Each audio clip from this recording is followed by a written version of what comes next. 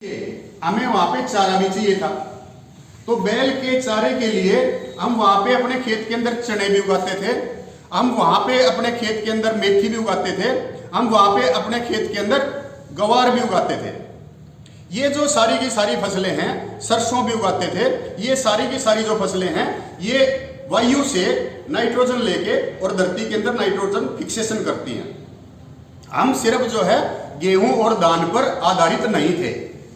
हम जो है एक मल्टीपल क्रॉप सिस्टम हमारा था।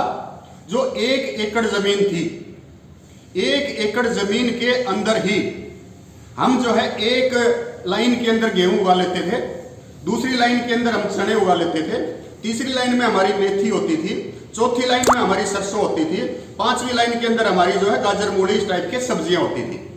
और इस प्रकार जो है अगला जो सीजन आता था, उस सीजन के अंदर भी हम इसी प्रकार से गवार वगैरह इस प्रकार की जो है चीजें जो हमारे घर के लिए, हमारे ग्रामीण अर्थव्यवस्था के लिए, हमारी भारतीय अवस्था के लिए, जो पशु आधारित अर्थव्यवस्था के लिए जरूरी थी, वो हम सारे के सारे उसको उस हिसाब से खेती करते थे। लेकिन जैसे जैसे खेती का यांत्रिकरण होना शुरू हुआ, खेती के अंदर यंत्र आने शुरू हुए, तो हमें उन चीजों की जरूरत पड़नी बंद होगी। क्योंकि मेरे खेत के अंदर, मेरे घर के अंदर बैल नहीं रहा, तो बैल नहीं रहा तो मुझे मेथी की भी जरूरत नहीं पड़ेगी, मुझे चने की भी जरूरत नहीं पड़ेगी, मुझे गवार की भी जरूरत नहीं पड़ेगी, मुझे उसके लिए हरे चारे की भी जरूरत नहीं पड़ेगी, मुझे ज्वार की भी जरूरत नहीं पड़ेगी। जो एक सिस्टम है, इकोसिस्टम जो है, जिसके अंदर सारी फसलें हम लेते हैं, वो इकोसिस्टम जो है यांत्रिक कृषि आने के बाद हमने छोड़ दिया।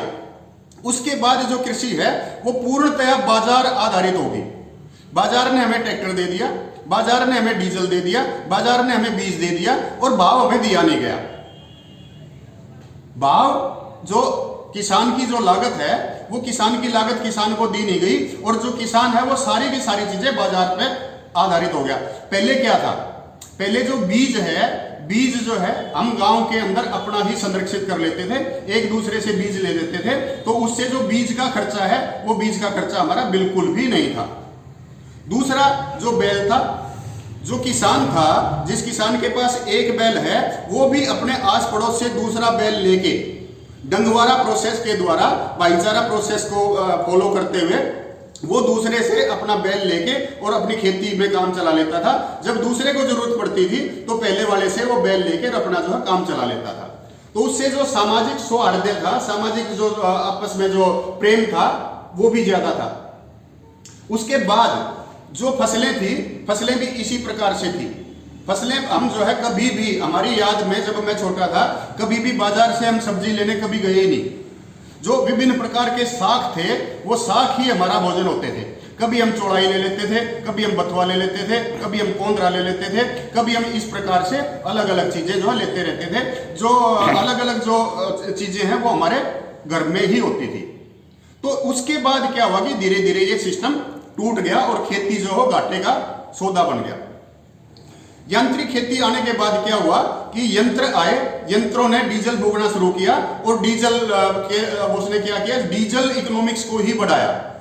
जो किसान का पैसा था वो कुछ ट्रैक्टर वाले ले गए, कुछ डीजल कंपनियों को रोज जा रहा है। और डीजल से क्या होता है कि डीजल जो है वो लगातार कार्बन डाइऑक्साइड और सस्पेंडेड पार्टिकल, पार्टिकुलेट मैटर 2.5 और पार्टिकुलेट मैटर 10 और दूसरी जो गैसेज है वो लगातार छोड़ता जा रहा है। तो इससे हमें दोहरा नुकसान हो रहा है। एक तरफ किसान जो है और खेती जो है उसका स्वरूप बदल गया, दूसरी तरफ पर्यावरण जो है हमारा बुरी तरह से प्रभावित हो गया। तो दूसरी बात क्या हुई, जो शिक्षा व्यवस्था के अंदर जो पैकेज दिए गए, 1970 तक जो पैकेज थे उनके अंदर बैलेंस था। एक जो अध्यापक था उसकी जो तनख्वाह थी, या 1 एकड़ के जो किसान की जो इनकम थी, वो लगभग कहीं ना कहीं बराबर के आसपास थी। धीरे धीरे जो सर्विस सेक्टर था, जो गवर्नमेंट के जो एम्प्लॉय थे, उनको इतना ज्यादा पैकेज दे दिया गया कि किसानी की तरफ लोगों ने मुंह मोड़ लिया। आज कहावत क्या है, आज हम क्या कह रहे हैं कि बेटा तू पढ़ लेना वरना तुझे खेती करनी पड़ेगी। यानी कि अगर आप पढ़ोगे तो आपका जो है फ्यूचर जो है वो सिक्योर हो जाएगा, अगर आप खेती करोगे तो आपका फ्यूचर अनसिक्योर हो जाएगा। तो अनसिक्योर सेक्टर के अंदर जो है कौन जाना पसंद करेगा?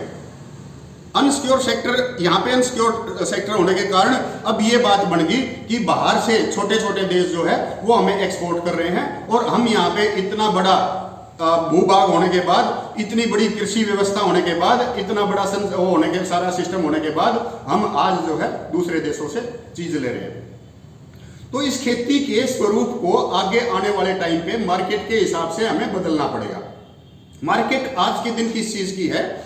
मार्केट आज के दिन है ऑर्गेनिक फार्मिंग की। आज अगर आप यूरिया या पेस्टिसाइड के प्रोडक्ट को लेके बाजार में जाते हो, अगर किसी को पता है कि इसके अंदर पेस्टिसाइड डला हुआ है, यूरिया डला हुआ है, तो वो आपका सामान जो है वो नीची नजरों से देखा जाता है कि इसके अंदर तो जहर है। अगर आप अपने आप को इस प्रकार से पेश करते हो कि मेरी जो फसल है इसके जहर मुक्त है, इसके अंदर कोई भी जहर नहीं है, तो ये जो फसल है आपकी हाथों हाथ और ऊंचे दामों पर बिक जाती है। कुछ केस स्टडी हमने की है, कुछ किसानों के समूह हैं जो चंडीगढ़ के अंदर आके और अपनी ऑर्गेनिक फार्मिंग को सुखना लेक के ऊपर बेचते हैं। वो हफ्ते में एक दिन वहां पे इकट्ठा होते हैं, 2 घंटे के अंदर वहां पे आते हैं और 2 घंटे के अंदर अंदर उनकी सारी की सारी फसल कैश के अंदर 2 घंटे के अंदर अंदर बिक जाती है। तो ये अब हमें जो है आगे आने वाला जो टाइम है, जो बच्चे हमारे हैं जो MBA कर रहे हैं, जो कृषि को और मैनेजमेंट को समझना चाह रहे हैं, उनको ये ध्यान देना पड़ेगा कि हमें पर्यावरण भी बचाना है, हमें पर्यावरण भी बचाना है और उसके साथ साथ हमें खेती को भी उन्नत बनाना है। उसके अंदर हमें टेक्नोलॉजी भी लेके आनी है, उसके अंदर हमें मैनेजमेंट का इनपुट भी देना पड़ा है। टेक्नोलॉजी का मतलब ट्रैक्टर नहीं है, टेक्नोलॉजी का मतलब बड़ी बड़ी मशीनें नहीं है। टेक्नोलॉजी का मतलब है वो हमारा ऋषि ज्ञान जो हमारे बुजुर्ग कभी से करते आए थे। आज हमें दोबारा वही धतूरे, वही नीम, वही आग, वही जो है जो लस्सी है हमारे घरों के अंदर है, उन्हीं का मिश्रण बना के उसी के ऊपर टेक्नोलॉजी लगा के उसी का हमें आगे काम करना पड़ेगा। मैनेजमेंट की जहां तक बात है, आज के दिन जो बात है वो सारी की सारी ब्रांडिंग पे चल रही है। ये उसका ब्रांड है, ये उसका ब्रांड है।